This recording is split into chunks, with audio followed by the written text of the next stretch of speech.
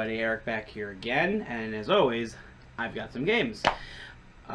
This is mostly trade stuff, believe it or not. I didn't do a whole lot of thrifting and garage sales this week. I will be hitting a flea market tomorrow, so more or less I will have some stuff. But the trade stuff we're going to leave at the very end.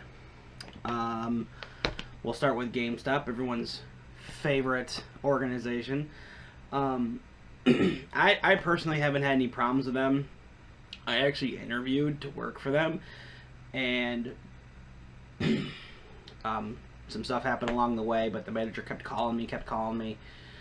So if things don't pan out where one of my jobs, maybe I have something backed up. But I personally don't have a problem with the company. They've always been good by me. But then again, I really don't feel like there's much to complain about.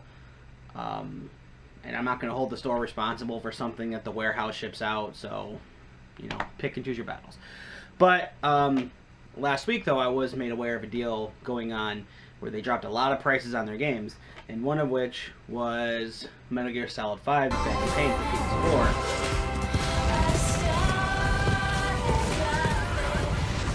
I got this copy, it was used, so I got it for $15, and it was also the Day 1 edition, so I'm gonna get that. I really need to get caught up on my Metal Gear Solid game. I have a lot to... I don't think I've completed a single game. I don't think I've finished a single game. And I've only played Metal Gear Solid 2. So I have a lot of work to do. But the one game I wanted to get out of all of them was a copy of Bloodborne for PS4. If you're a Dark Soul fanatic, which I'm slowly getting into, just need to develop that patience. Still developing that patience. Oh yeah. This is an actual boss fight. Okay, All right, monster. Prepare to be...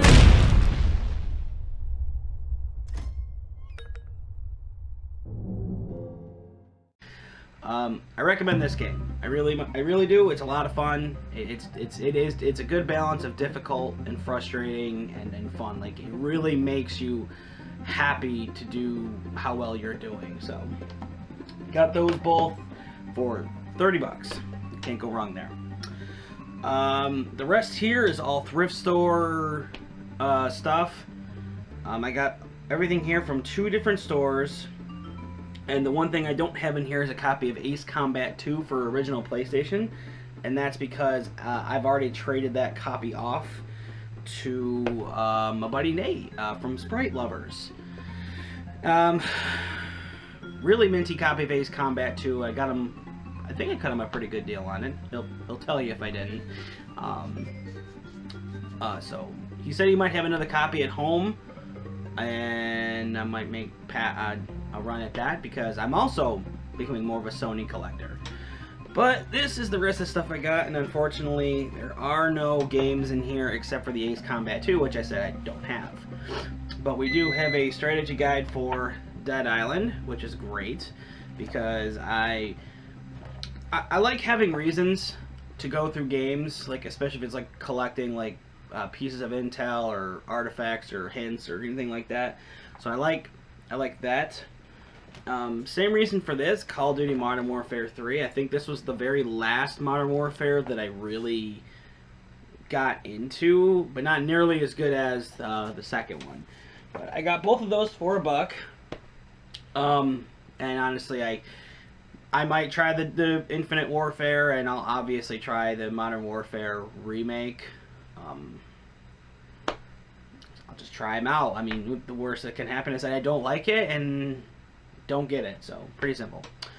Got a copy of the Zombie Survival Guide, written by Max Brooks, son of Mel Brooks. I recommend getting this book if you like, you know, satirical novels, because this thing is hilarious. I mean, imagine living in a world where, you know, zombie apocalypses happen often. This book could very well save your life. And the last 2 things I got are movie-related soundtracks. One is the Rocky story, which spans, I think, through the first 4 or 5 movies. And the Rocky IV soundtrack, which is just all the big songs from the 4th movie. I love stuff like this, and I love the Rocky movies. So, for a couple bucks each, I couldn't pass those up. So now we get into trade territory. My buddy Corey. I decided that I'm going to start, when I beat a game, I'll just do like an impressions video. It won't be anything spectacular or like deep. It won't really be a review. It'll just be kind of what I think. He already of the put game. a video of everything I traded him. Traded him 3 PS2 games. Go check out what I got over at his channel. If you're not familiar with his channel, C Stove, go check him out. Awesome dude, great buddy. But he traded me a copy of Beyond Two Souls for PS3, which I've heard nothing but fantastic things about. Uncover the mystery of what lies beyond in a powerfully emotional journey through the remarkable life of Jody Holmes. So it's really not giving me a whole lot here to work with. It kind of looks like it's run on the Havoc engine, so I can imagine. I want to say it's kind of like a combination of The Last of Us mixed with Murdered Soul Suspect, and the graphic engine that looks very. I want to say the same people that did LA Noire, but no, not Rockstar, the other company. But the big item I wanted to get was Super Sentai Zyuranger, the complete series. Now this, if you're not familiar, when back in '93 we got Mighty Morphin Power Rangers. This was the show from Japan that we got it from. This was the original uncut product. And then we got this, I think this was done in 1992. It's not going to tell me on here, but I believe this was 92 this was made, and then in 93 we had obtained it and we had edited it and we put it in our own actors, you know, like Jason David Frank and everyone else. And for some reason, I'm blanking on every single one of their games. Billy Yas. Oh my god, I'm blanking on every single one of the names. But anyway, this is the show. This was the original version from Japan. And from what I've already watched from some of the other Sentai seasons, this is the stuff to watch. I recommend getting into this if you like Power Rangers. I think it is a very superior product and not nearly as cheesy as the stuff we got. So, but the big bundle in this whole thing was a trade I did with Sprite Lover Nate. Hey everyone, this is another episode of PlayStation Pursuit. Welcome. This one I was really excited for because I was going to a store that I haven't been to in a while that's out of town, and they always have cool, obscure games for the PlayStation 1 that I don't find elsewhere. I've used them many times, and I was so excited to go back. So we had worked on a deal. He was listing a bunch of PlayStation 2 games for sale, and a lot of them I had interest in. And half of this pile was going to go solely into just that one deal alone, straight up cash for games. And then I came into the PlayStation lot from the video before, and what ended up happening was he went through and he picked up a couple of things that he wanted, and he basically determined the value from those items and added it with what I was already getting, and I just basically added more games to the pile. So right away I'm going to start with a game that he just added in and just gave me, and that would be Evil Dead: A Fistful of Boomstick. It looks like I want to say looks like a hack and slasher with Ash from Evil Dead. These are all PlayStation 2 games, by the way, and this officially puts me over 200 PS2 games. Guilty Gear Isuka, and every single one of these is in fantastic condition. I mean, nothing wrong with them at all. They are near perfect. Gun Griffin Blaze, a working design game, which means it might be going up in value relatively soon. A lot of working design games right now are going up in price, and Nate made that very aware to me, so I don't plan on letting that go really soon.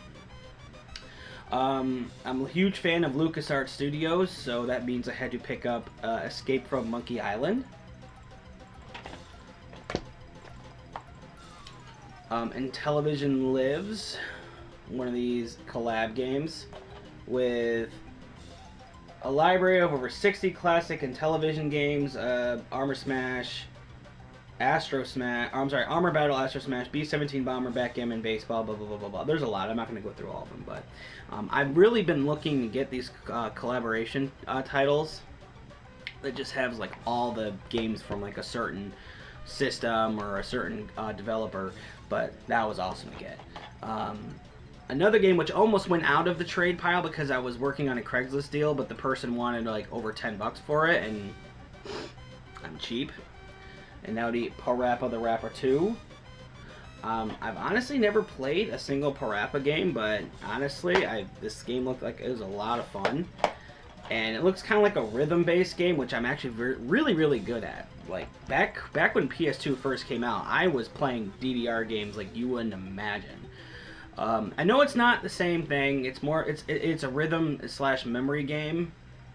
And I actually like the Parappa character. I have played the games before, but I've never really owned them.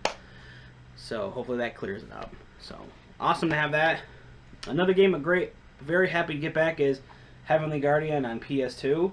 I actually traded that to somebody in a deal a while back, and I've been wanting to get it back ever since. From Capcom, we have Devil Kings, kind of like a Dynasty Warrior hack and slash, which is great because I love me some mindless hack and slash. If you do, I recommend Mystic Heroes on GameCube, Dynasty Warriors Gundam on PS3 or 360, and 99 Nights. That's also a really, really good one. And from Konami, we have Ring of Red, a 3D strategy.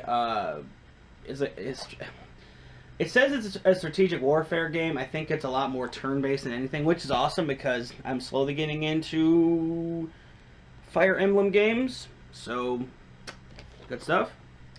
Capcom's Crimson Tears on PS2.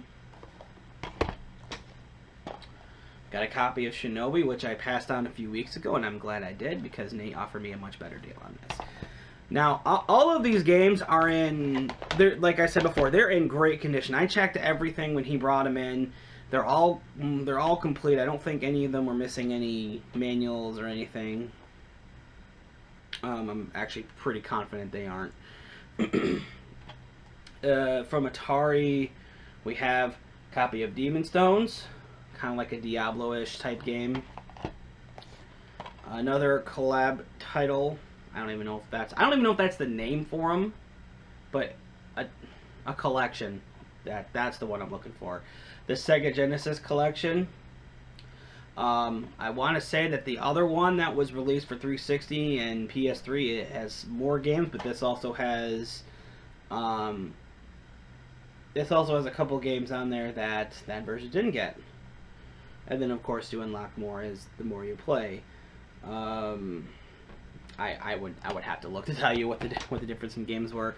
Now these last two, in my opinion, were like the big items for me to get personally.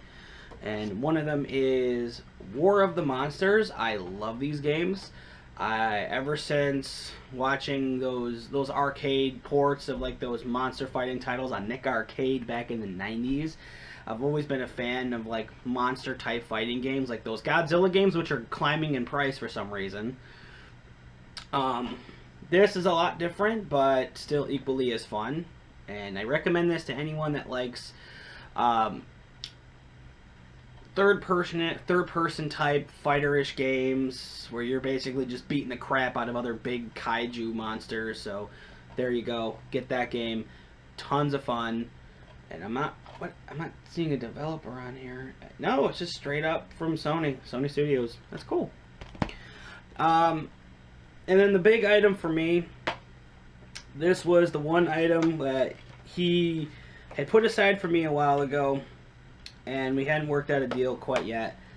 This was the one game I wanted to get. Now, it's probably not the most expensive out of everything here, but it's the one game I want because I'm going for a full PlayStation 2 set. I'm not getting any of the PSP versions. And I still have roughly 4 games left to get. But this was the icing on the cake for me. And Nathan, thank you so much for holding this for me. You really didn't have to.